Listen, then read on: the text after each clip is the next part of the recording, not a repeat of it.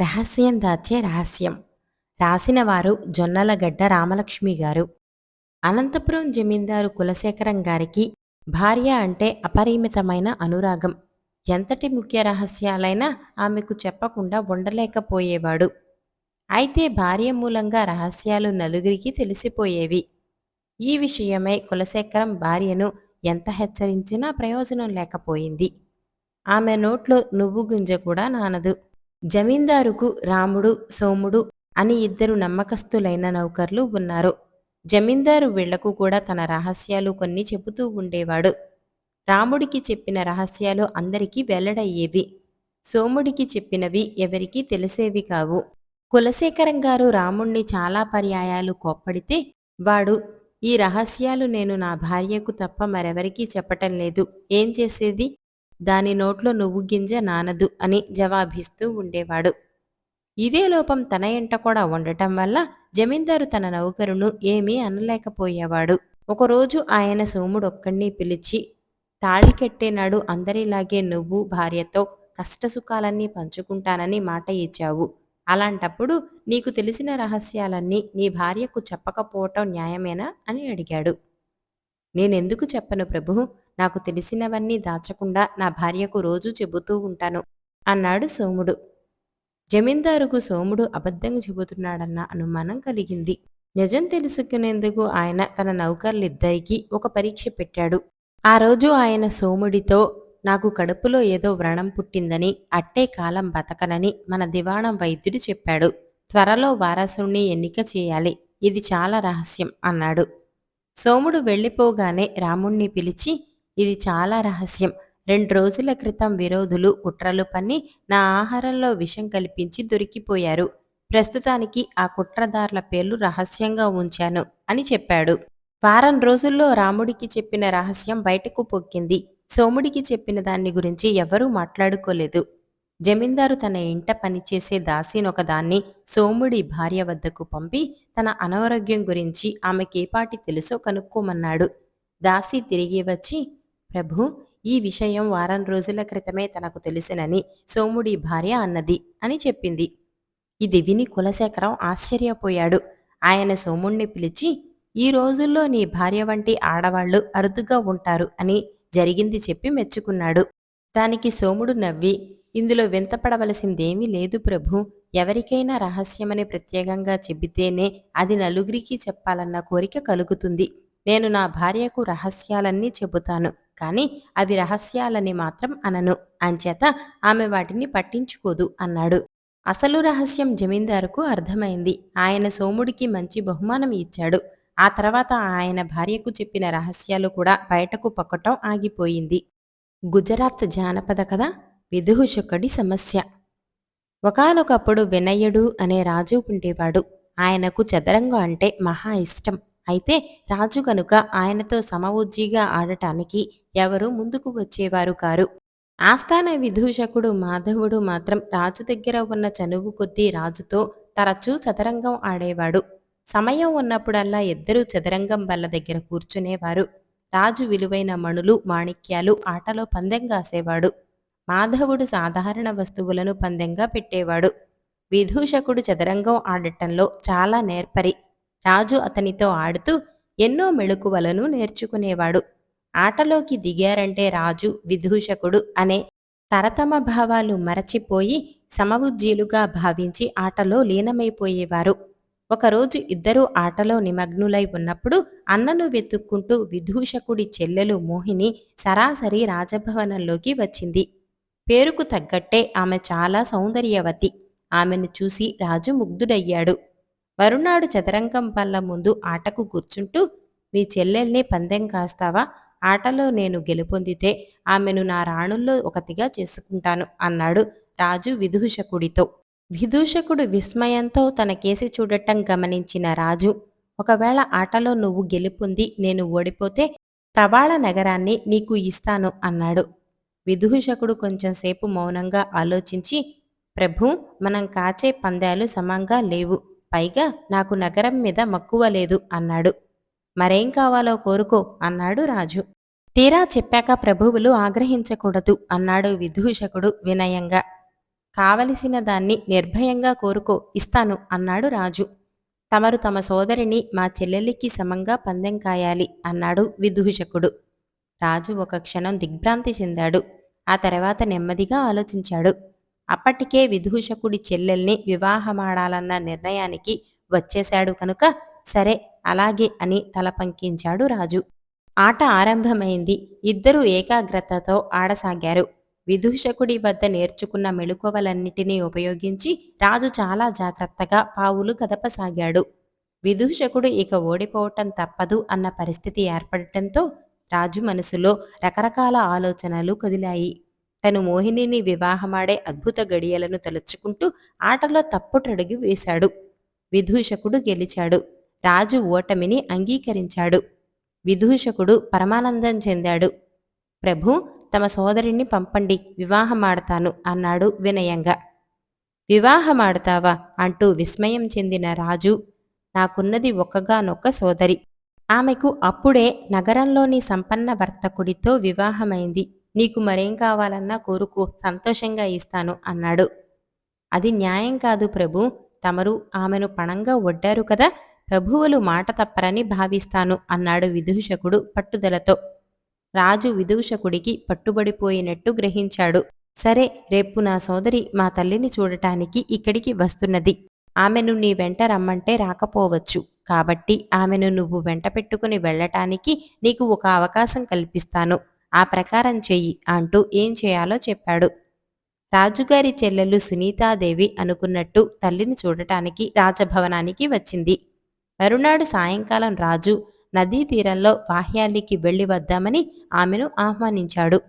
ముందు రాజు వెనుక ఆయన చెల్లెలు వెళుతుండగా ఆమె దాపులనున్న ఒక తామర తటాకాన్ని చూసింది. తటాకం నిండుగా తామర పుష్పాలు వికసించి ఉన్నాయి. ఆహా, ఎంత అదృశ్యమైన దృశ్యం అంటూ రాజు ముందుకు నడిచాడు. సునీతాదేవి మనసులో తళుక్కున ఒక ఆలోచన తోచింది. అన్నయ్య, మీకు కొన్ని తామర పుష్పాలు కోసి ఇస్తాను అంటూ తటాకం ఒడ్డుకు పోయి ముందుకు వంగి ఒక పువ్వును కొయ్యబోతూ కాలు జారి తటాకంలో పడిపోయింది. ముందుగానే వేసుకున్న పథకం ప్రకారం రాజు తిరిగి కూడా చూడకుండా ఏమీ ఎరగనట్టు వెళ్ళిపోయాడు. సునీతాదేవి చుట్టుపక్కల కలయ చూసింది. అన్న కనిపించలేదు. తను కొలనులో పడిపోయిన సంగతి తెలియక అన్న వెళ్ళిపోయి ఉంటాడనుకొని, ఎవరైనా వచ్చి కాపాడండి, నీళ్లలో మునిగిపోతున్నాను, కాపాడండి కాపాడండి అని కేకపెట్టింది. ఎప్పుడు పిలుస్తుందా అని దాపులనే కాచుకొని ఉన్న విదూషకుడు ఒక గెంతున గుర్రపై నుంచి కిందకి దూకి సునీతను సమీపించి చేయి అందించాడు. యువరాణి అతడి చేయి పట్టుకుని గట్టు మీదకు ఎక్కి వచ్చింది. యువతీ రత్నమా, నా చేయి పట్టుకున్నావు కనుక ఇక నిన్ను వదిలిపెట్టను. నాతో వచ్చి నన్ను వివాహమాడి నాతోనే నా భార్యగా జీవించు అన్నాడు విదూషకుడు ఉత్సాహంగా. సునీతాదేవి ఒక క్షణం దిగ్భ్రాంతి చెందింది. నేను యువరాణి సునీతాదేవిని. నన్ను రక్షించినందుకు సర్వదా కృతజ్ఞురాలిని. అయినా నేను వివాహితను. నిన్నెలా పిల్లాడగలను అన్నది. అవన్నీ తర్వాత మాట్లాడుకుందాం. ప్రస్తుతం నిన్ను ఇక్కడ ఒంటరిగా విడిచి వెళ్ళలేను. రా, మా ఇంటికి వెళదాం. గుర్రం మీదికి రా అంటూ విదూషకుడు గుర్రం మీదకి ఎగిరి కూర్చున్నాడు. సునీతాదేవి మరొక మార్గం కనిపించక మౌనంగా వెళ్లి గుర్రాన్ని అధిరోహించి విదూషకుడి వెనుక కూర్చున్నది. గుర్రం నగరంలో ఒక మారుమూలనున్న చిన్న ఇంటి ముందు ఆగింది. గుర్రం దిగి ఇంట్లోకి అడుగుపెట్టాక విదూషకుడు సునీతాదేవికి చదరంగం ద్వారా తాను ఆమెను రాజుగారి నుంచి ఎలా గెలుచుకున్నది తెలియచేశాడు. తనకు తెలియకుండా, తన అనుమతి పొందకుండా రాజు తనను చదరంగంలో పణంగా పెట్టాడని సునీతాదేవి గ్రహించింది. ఆవేదన చెందింది. అయినా రాజుగారి గౌరవాన్ని కాపాడాలని, సరే నేను ఇక్కడే ఉంటాను, అయితే మన వివాహం మాత్రం వచ్చే పౌర్ణమికే అన్నది. విదూషకుడు అందుకు అంగీకరించాడు. సునీతాదేవి ఆ క్షణం నుంచే అక్కడ నుంచి తప్పించుకోవటం ఎలాగా అని తీవ్రంగా ఆలోచించసాగింది. పౌర్ణమికి ఇంకా 3 రోజులున్నాయనగా రహస్యంగా ఇంటి నుంచి బయటపడింది. పుట్టినింటికి కాకుండా తిన్నగా భర్త భవనానికి చేరుకున్నది. ఆమె భర్తకేమో ఇక్కడ జరిగిన సంగతులేమీ తెలియవు. యువరాణి కనిపించకపోవటంతో విదూషకుడు హడావిడిగా రాజుగారి దగ్గరకు వెళ్లి సంగతి చెప్పాడు. తన చెల్లెలు భర్త ఇంటికి వెళ్లి ఉంటుందని, ఆమెను మళ్లీ ఇక్కడికి రప్పించటం సాధ్యం కాదని రాజు చెప్పాడు. కావాలంటే విదూషకుణ్ణే అక్కడికి వెళ్లి మొరపెట్టుకోమని సలహా ఇచ్చాడు. విదూషకుడు యువరాణి అత్తవారింటికి వెళ్ళాడు. సంగతి తెలియగానే సునీతాదేవి భర్త ఆగ్రహోద ఉగ్రుడయ్యాడు. కేవలం చదరంగంలో తన భార్యను పణంగా పెట్టినందుకు రాజు మీద, వివాహిత అని తెలిసి కూడా ఆమెను పెళ్లాడటానికి చూస్తున్న విదూషకుడి మీద మండిపడ్డాడు. చదరంగంలో కాదు, చేవ ఉంటే ఇప్పుడు నాతో కత్తి యుద్ధం చేసి జయించి సునీతను తీసుకువెళ్ళు అని విదూషకుడికి సవాలు విసిరాడు. విదూషకుడు అయిష్టంగానే అందుకు అంగీకరించాడు. మరునాడే ఇద్దరూ కత్తి యుద్ధానికి సన్నద్ధులయ్యారు. అయితే యుద్ధం అట్టేసేపు జరగలేదు. యువరాణి భర్త కాలు మడతపడి కింద పడటంతో అతని చేతిలోని కత్తి రెండుగా విరిగి కొస అతనికి గుండెల్లోకి గుచ్చుకోవటంతో అక్కడికక్కడే మరణించాడు. భర్త మరణానికి సునీతాదేవి బోరున విలపించింది. ఆమె విషాదానికి అంతం లేకుండా పోయింది. దుఃఖం ఉపశమించేంత వరకు ఏమీ మాట్లాడకూడదని విదూషకుడు మౌనంగా ఊరుకున్నాడు. ఆచారం ప్రకారం సునీతాదేవి భర్త చితి చుట్టూ 7 సార్లు ప్రదక్షిణ చేసి చితికి నిప్పంటించింది. మంటలు వ్యాపించగానే ఆమె పతి వియోగాన్ని భరించలేక మంటల్లోకి ఉరికి భర్తతో పాటు సహగమనం చేసింది. ఈ హఠాత్ సంఘటన చూసి విదూషకుడు ఖిన్నుడయ్యాడు. ఆ తర్వాత దుఃఖభారంతో ఉండలేక రాజ్యం వదిలిపెట్టాడు. ఉన్నచోట ఉండలేక దేశదిమ్మరి అయ్యాడు. సునీతాదేవి జ్ఞాపకం వచ్చినప్పుడల్లా తన వల్లే ఆమెకి దుర్గతి పట్టిందని పశ్చాత్తాపంతో దహించుకుపోసాగాడు. తన భర్త పట్ల ఆమె ప్రదర్శించిన విశ్వాసం తలుచుకున్నప్పుడల్లా ఆమె పట్ల అతనికి గౌరవం పెరగసాగింది. సునీతాదేవి భర్తను అతను చంపలేదు. ప్రమాదవశాత్తు అతను మరణించాడు. ద్వంద్వ యుద్ధంలో జయిస్తే తన భార్యనే అప్పచెబుతానన్న వీరుడికి అలాంటి దుర్గతి పట్టటం దారుణం అనిపించింది. ఇలాంటి రకరకాల ఆలోచనలతో విదూషకుడు వివిధ ప్రాంతాలు తిరిగాడు. ఆఖరికి ఒక పల్లెటూరు చేరాడు. అక్కడొక ఫకీరును చూశాడు. ఆయన మాటలు విదూషకుడికి ఊరట కలిగించాయి. విచారం నుంచి ఉపశమనం లభించింది. మాటల సందర్భంలో ఫకీరు విదూషకుడికి మరణించిన వారిని బతికించవచ్చునని చెప్పాడు. మరణించిన సునీతాదేవిని, ఆమె భర్తను బతికించుకునే అవకాశం ఉంటుందన్న ఆశతో విదూషకుడు తన కథను ఫకీరుకు చెప్పాడు. అంతా విన్న ఫకీరు కొంతసేపు మౌనంగా ఆలోచించి, ఉత్తర దిశగా 3 యోజనాల దూరం వెళ్ళావంటే ఒక కొండ వస్తుంది. ఆ కొండల మధ్య ఒక గ్రామం ఉంది. ఆ మారుమూల గ్రామంలో కొందరికి చచ్చిన వారిని బతికించే మృత సంజీవని మంత్రం తెలుసునని విన్నాను. అక్కడికి వెళ్ళి వారికి సేవలు అందించి వారిని మెప్పిస్తే ఆ మంత్రం నీకు ఉపదేశించగలరు అన్నాడు. విదూషకుడు ఆ క్షణమే కొండలకేసి బయలుదేరి కొన్నాళ్లకు అక్కడికి చేరుకున్నాడు. ఒక గ్రామంలోని ప్రజలు పక్షులను చంపి తినటం, ఆ తర్వాత చచ్చిన పక్షి ఈకలను, చర్మాన్ని ఒక చోట చేర్చి ఏదో మంత్రం చెప్పటం, మరుక్షణమే చర్మానికి, ఈకలకు ప్రాణం వచ్చి పక్షులు ఎగిరి వెళ్ళటం విదూషకుడు చూశాడు. ఫకీరు చెప్పిన గ్రామం ఇదే అని గ్రహించిన విదూషకుడు ఆ గ్రామంలోనే ఉంటూ మంచిగా మాట్లాడుతూ వారి కార్యకలాపాలలో పాలు పంచుకోసాగాడు. ఆ గ్రామస్తులు పక్షులను చంపి తిని ఆ తర్వాత వాటికి ప్రాణం పోయటం విదూషకుడు మళ్ళీ ఒకసారి చూశాడు. అదెలా సాధ్యం అని వాళ్లను ఆశ్చర్యంతో అడిగాడు. గ్రామస్తులు అతన్ని ఒక వృద్ధురాలి దగ్గరకు తీసుకువెళ్లారు. విదూషకుడి తరపున గ్రామస్తులు వేడుకోలును ఆలకించిన వృద్ధురాలు అతడికి మృత సంజీవని విద్యను నేర్పటానికి అంగీకరించింది. ఆమె అతన్ని తన గుడిసెలోని చీకటి మూలకు తీసుకుపోయింది. అతను మంత్రాన్ని 6 సార్లు వల్లించేలా చేసింది. విదూషకుడు ఒక క్షణం కూడా ఆలస్యం చేయకుండా తన రాజ్యానికి తిరుగు ప్రయాణమయ్యాడు. రాజధాని చేరి యువరాణి సునీతాదేవి సహగమనం చేసిన స్థలానికి చేరాడు. అక్కడి భస్మరాశి పైన నీళ్లు చల్లి కళ్ళు మూసుకొని 3 సార్లు మంత్రం జపించాడు. కళ్ళు తెరవగానే సునీతాదేవి ప్రాణాలతో లేచి రావటం చూశాడు. విదూషకుడు మళ్లీ కళ్ళు మూసుకుని 3 సార్లు మంత్రం జపించగానే సునీతాదేవి భర్త కూడా సజీవుడై లేచాడు. విదూషకుడు పరమానందం చెందాడు.